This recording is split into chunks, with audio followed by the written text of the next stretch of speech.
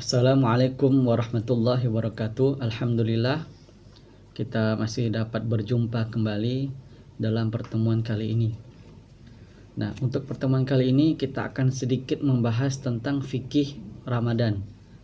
Untuk itu saya mengucapkan terima kasih kepada kawan-kawan yang sudah mengirimkan pertanyaan. Nah, untuk mengefisienkan waktu, saya tidak menjawab semua pertanyaan, melainkan hanya beberapa saja, karena banyak di antara pertanyaan-pertanyaan tersebut hampir-hampir mirip. Nah, untuk itu mari kita simak. Pekerjaan apa yang diperbolehkan seseorang untuk tidak berpuasa atau membatalkan puasanya? Dan apakah bisa diganti puasa pada hari di luar bulan Ramadan atau dengan membayar fidyah? Nah, jadi ada pekerjaan yang dapat menjadi sebab ia boleh berbuka puasa di siang hari, yaitu orang yang bekerja dengan tenaga ekstra dan bekerjanya di siang hari. Boleh, yaitu kuli bangunan ataupun kuli panggul. Namun, dia juga harus tetap berniat puasa di waktu sahur. Dia juga tetap sahur, berniat puasa sampai maghrib. Nah, kalau di siang hari dia tidak mampu melanjutkan puasa dan khawatir tidak mendapatkan uang karena untuk menafkahi keluarga, maka dia diperbolehkan batal di siang hari. Akan tetapi tetap harus membayar hutang puasa di luar bulan Ramadan. Terus apa hukumnya apabila kita puasa tapi tidak menjalankan sholat? Nah, ini ibaratkan gelas yang kita isi air tapi gelasnya kosong. Tapi gelasnya bocor. Nah, kita isi air ke dalam gelas, gelasnya bocor. Nah, percuma puasa capek-capek tapi tidak mendapatkan pahala karena tidak sholat. Lalu pada saat bulan Ramadan kan setan-setan dibelenggu, Pak. Tetapi masih ada godaan kayak ndak mau sholat, tergoda mau makan, maksiat. Kenapa bisa begitu ya, Pak? Padahal setan kan sudah dibelenggu. Nah, jadi pada saat bulan Ramadan ada hadis yang mengatakan bahwa setan dibelenggu. Nah, maksud dari hadis tersebut adalah di saat bulan Ramadan memang ada iblis yang dikerangkeng. Nah, namun setan-setan yang ada di dalam tubuh dia tetap bekerja. Nah, makanya ada hadis yang mengatakan bahwa setan menyusup atau menggoda melalui aliran darah. Maka persempitlah dengan puasa. Nah, jadi kalau ada orang yang berpuasa tidak sungguh-sungguh,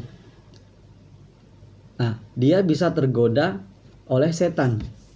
Jadi setan itu tidak ada di rumah-rumah angker ataupun pohon-pohon yang beringin atau pohon besar.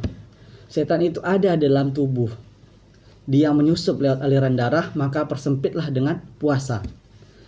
Nah, makanya ketika di bulan Ramadan banyak terjadi judi, maksiat dan lain sebagainya, maka dipastikan dia tidak berpuasa. Kalaupun berpuasa, dia tidak sungguh-sungguh. Lalu apa saja tanda-tanda malam Lailatul Qadar, dan apakah malam Lailatul Qadar sudah tahu kapan terjadinya pada tahun ini? Nah, jadi banyak ulama yang mengajarkan bahwa tanda-tanda malam Lailatul Qadar itu agak sulit. Yang pasti itu akan terjadi di 10 malam terakhir dan di malam-malam ganjil. Nah, itu sudah umum. Nah, apakah bisa ditentukan malam keberapa? Wallahu a'lam, hanya Allah yang tahu.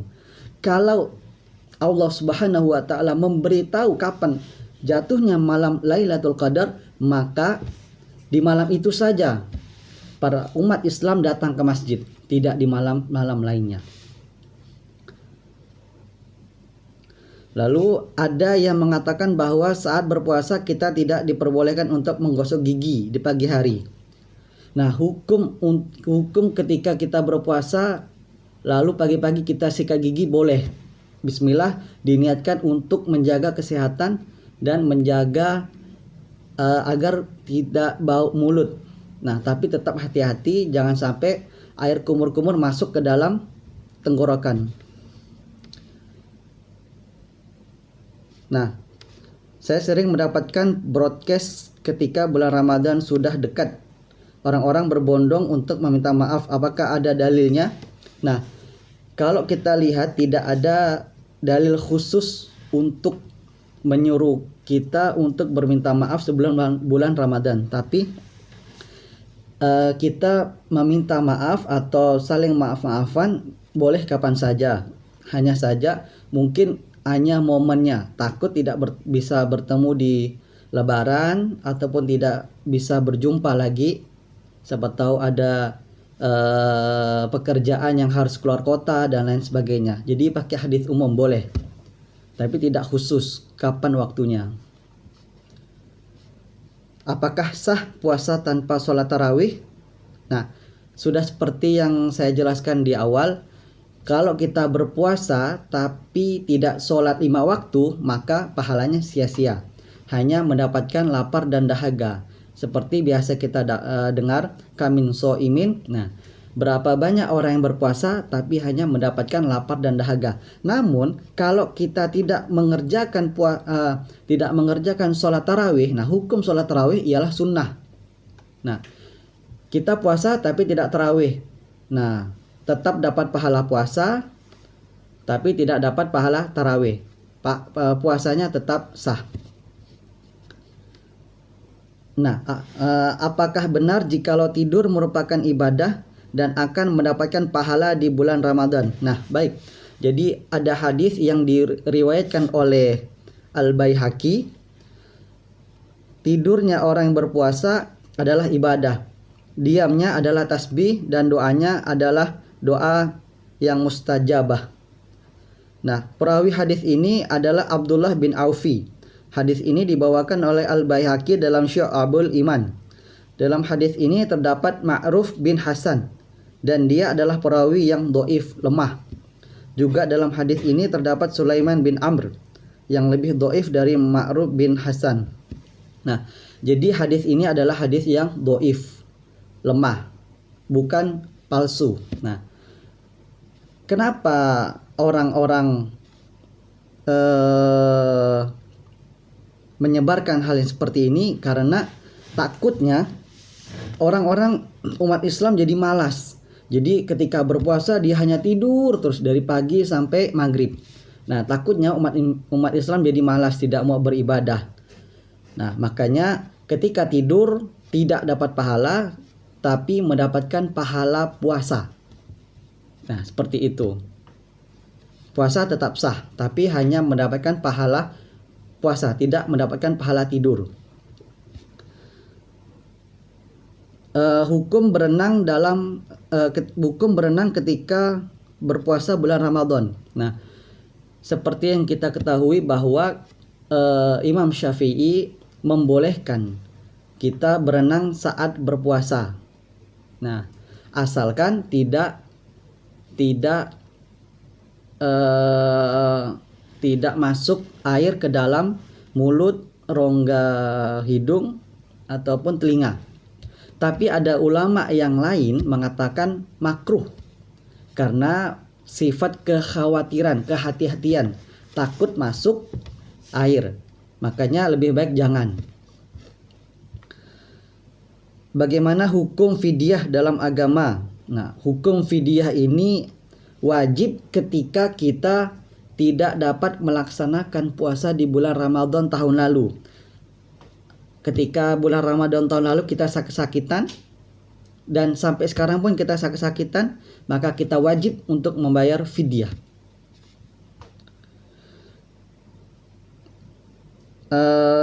Terus bagaimana cara membayar hutang puasa Ramadan selain berpuasa? Nah, yaitu bayar fidyah.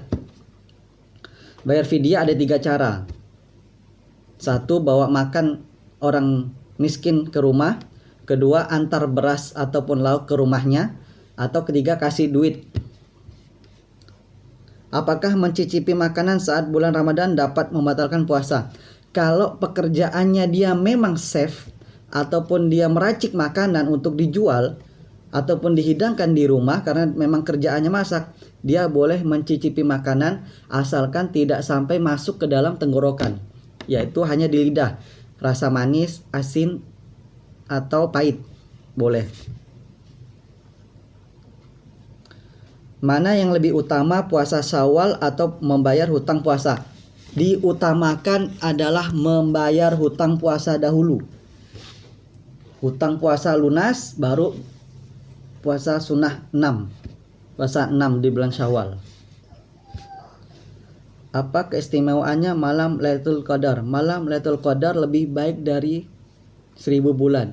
Jadi kita beribadah di malam Lailatul Qadar, kita diberikan pahala seperti kita ibadah selama 1000 malam. 1000 bulan. 1000 bulan. Kurang lebih 83 tahun. Apakah batal puasa kita ketika kita sengaja men-scroll video TikTok ketemu video orang joget-joget? Kalau sengaja melihat maka tidak membatalkan puasa, hanya menghilangkan atau mengurangi pahala puasa. Kalau tidak sengaja cepat ganti.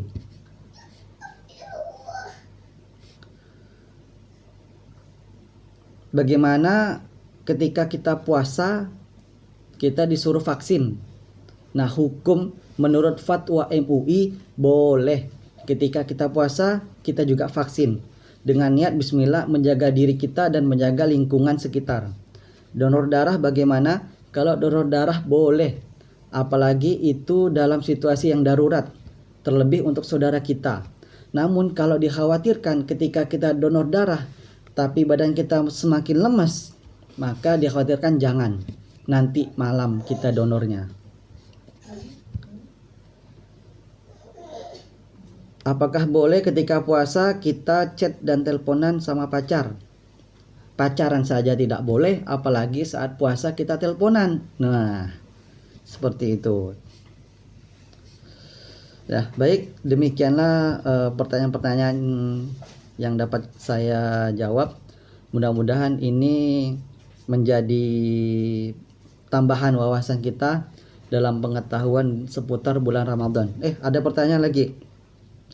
Apa hukum mengkonsumsi pil penahan haid pada saat bulan Ramadan? Menurut Dr. Ali Jumu'ah berfatwa bahwa boleh seorang perempuan meminum pil penahan haid dengan niat bismillah, ibadah karena Allah untuk menunaikan ibadah puasa di bulan Ramadan. Nah, baik, demikianlah yang dapat saya sampaikan. Lebih kurangnya mohon dimaaf. Mudah-mudahan menjadi sebab Allah turunkan hidayah kepada kita semua dan kita dapat menjalankan ibadah puasa dengan semaksimal mungkin sehingga kita mendapatkan gelar muttaqin, la'allakum tattaqun. Mudah-mudahan kalian menjadi orang yang bertakwa. Amin ya rabbal alamin. Saya akhiri. Wassalamualaikum warahmatullahi wabarakatuh.